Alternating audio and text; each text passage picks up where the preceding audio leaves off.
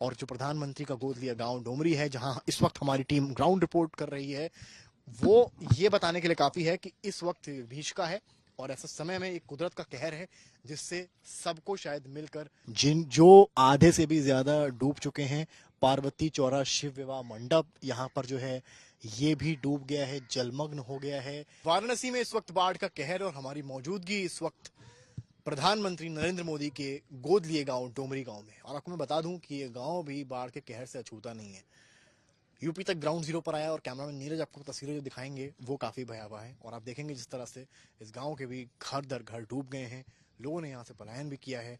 जो ताले आप लगे दरवाजों पर देख रहे हैं वो बता रहे हैं कहानी कि किस तरह से आधे से ज्यादा पानी इनके घरों में भर चुका है। और ये बता रहा है कि बाढ़ ने न केवल 80 घाट, दशाश्वमेध घाट, तमाम इमारतें हों उनको, बल्कि यहाँ पर जो ये गांव है जिसको प्रधानमंत्री ने अडॉप्ट किया हुआ है उसको भी नहीं छोड़ा है।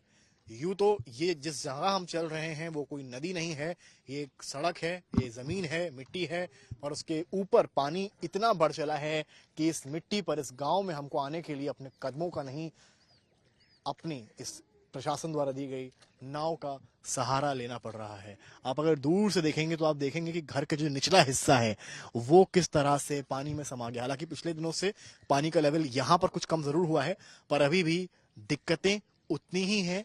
सरकार द्वारा शेल्टर होम बनाया गया है, प्रशासन द्वारा राहत सामग्री भी पहुंचाई जा रही है, क्योंकि कई घर ऐसे हैं जो पूरे डूब गए हैं, उनको यहाँ से ले जाकर शेल्टर होम में शिफ्ट किया गया है और वहाँ उनके खाने के इंतजाम भी किए गए हैं। पर ये जो पेड़ आप डूबे देख रहे हैं ये काफी नीचे तक हैं। जो आप एक जाली टाइप की देख रहे हैं इसका खाली आपको ऊपरी हिस्सा नजर आ रहा होगा। ये जो बोर्ड आपको पीले रंग का नजर आता है इसका भी केवल आपको ऊपरी हिस्सा नजर आता होगा, जो कहीं ना कहीं बता रहा है कि इस वक्त बाढ़ के क्या हालात हैं। और जो प्रधानमंत्री का गोद लिया गाँव डोमरी है, जहाँ इस वक्त हमारी टीम ग्राउंड रिपोर्ट कर रही है, वो ये बताने के लिए काफी है कि इस वक्त भीषका है और ऐसा समय में एक कुदरत का कहर है जिससे सबको शायद मिलकर निपटना होगा। जो ये तस्वीरें आप ग्राउंड जीरो से देख रहे हैं, पेड़, मकान सब इसमें समा गए हैं। कुछ लोग आपको छत पर मिलेंगे जो अपना घर नहीं छोड़ना चाहते हैं, कुछ लोगों को शेल्टर होम शिफ्ट किया गया है, जिनके घरों में खाना नहीं उन तक खाना पहुंचाया जा रहा है। प्रशासन के तमाम लोग इस वक्त मेरे साथ मौजूद भी हैं, जो घरों तक पहुंच रहे हैं, उनको मदद पहुंचा रहे हैं। जो लेखपाल हैं वो मेरे साथ इस वक्त मौजूद हैं, उनसे मैं बात करूंगा। क्या नाम है आपका?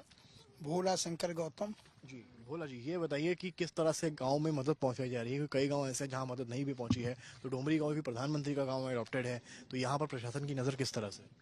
यहाँ पर प्रशासन पूरी तरह से चौकन्ना है। डॉक्टर की टीम लगी हुई है बीमार व्यक्ति को दवा ववा देने के लिए।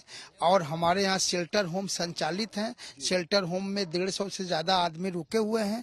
उनको जो है सुबह नाश्ता, खाना और रात का खाना, दोपहर का खाना, सब चीज़ दिया जा रहा है। सोने की व्यवस्था है, बिजली प्रॉपर है, कभी लाइन नहीं कट रही है, हमेशा लाइन की सुविधा है, पंखे वंखे लगे हुए हैं, सारी व्यवस्था यहाँ उपलब्ध है। अभी प्रशासन से मौजूद है, क्या नाम है आपका? राणा प्रताप सिंह अमीन।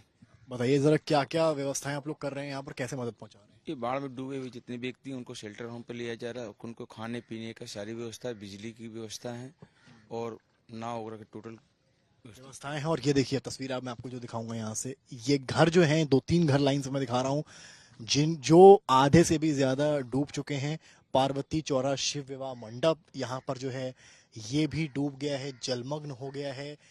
ये जो गेट है ये भी आधे से ज्यादा पानी इसके ऊपर आ चुका है। आप ये अंदाजा लगाइए कि इस वक्त जब गंगा नदी स्थिर है तब ये हालात हैं, और जब गंगा नदी उफनाई होगी, जब हर दिन सेंटीमीटर पानी बढ़ रहा होगा, उस वक्त यहाँ के क्या हालात रहे होंगे। और ये मकान दर मकान मैं आपको दिखा रहा हूँ, ये सब के सब डूब गए हैं। ताला जहां लगाते हैं वहां तक पानी आ पहुंचा है, तो इससे आपको शायद अंदाजा लग जाए कि क्या इस वक्त हालात गंगा के हैं। और अगर गंगा का एक लेटर व्यू मैं आपको यहाँ से दूं, जो उफनाई गंगा है, सामने आप देखेंगे तो आपको ब्रिज नजर आएगा, कबीर मठ नजर आएगा, और ये जो सामने जो ब्रिज है इसके आगे ही नमो घाट पड़ती है, जो हमने आपको दिखाई कि डूबी हुई थी। वो भी आप देखिए ब्रिज के नीचे तक कहां तक पानी आ पहुंचा है, और पानी की जो तीव्रता है वो कहीं ना कहीं संकट का सबब बनी हुई है। पर ऐसे में कहीं ना कहीं सरकार जो है, प्रशासन जो है, उसकी पूरी कोशिश है कि वो जगह जगह जाए, जो पीड़ित हैं बाढ़ से उन तक मदद पहुंचाए। क्या नाम है आपका? अभी प्रशासन से दीपेंद्र कुमार से दीपेंद्र जी जी ये बताइए कि मैंने शेल्टर होम भी देखा है आपका बाहर, और यहाँ पर जिस तरह से पानी है, तो जो लोग यहाँ से घर से जाने के लिए मना कर देते हैं शेल्टर होम में आपके, उनको कैसे आप क्या कन्विंस कर रहे हम हैं? लोग नाव के द्वारा उनके घर के पास जाते हैं, उनको समझा बुझाकर उनको निकालते हैं कि आपको सरकार की तरफ से सारी सुविधाएं मिली, आप यहाँ से चलिए हमारे सेंटर रूम पे। और वहाँ ले जाने के बाद जो भी उनको सुविधाएं सरकार की तरफ से उपलब्ध है, हम उनको पूरा उपलब्ध कराते हैं। दिमागी तौर पे भी एक तरह से बीमारी है, जब बाढ़ आएगी आपके घर में कैद है, बिजली कट गई है, ऐसे कई लोग मिलते हैं कि आपको जो हाँ, हम मिलते हैं तो प्रसाद, जब हमको सूचना मिलती है तो अगर लाइट है तो उनके यहाँ लाइट, बिजली विभाग को फोन करके उनके घर की लाइट कटवा देते हैं। और अगर डॉक्टर की जरूरत है तो उनको डॉक्टर को लेकर नाव के द्वारा। समस्या समझिए इसमें क्या है। बाढ़ जब आई, आपके यहाँ बिजली कटी, बिजली इसलिए कटी, बिजली कटी आपको समस्या हुई, पर बिजली इसलिए कटी, अगर बिजली रहेगी पानी के साथ तो आपको करंट लगने का खतरा है। ऐसे में बिजली भी गई और पानी आया तो दोहरा नुकसान। यहाँ पर सरकार की सोच सही, इसलिए अगर बिजली नहीं काटेंगे तो शायद वहां पर करंट लग सकता है, कुछ भी हो सकती है घटना।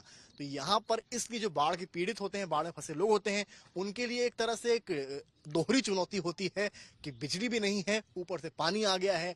और ऐसे वक्त में जब इस तरह के शेल्टर होम्स और सहारा मिलता है राशन का और पानी का, अगर उस समय पे पहुंचते हैं तो शायद उनके लिए समस्याएं कुछ हद तक कह सकते हैं कम नजर आ सकती हैं। कैमरामैन नीरज कुमार के साथ समर्थ श्रीवास्तव, वाराणसी, यूपी तक।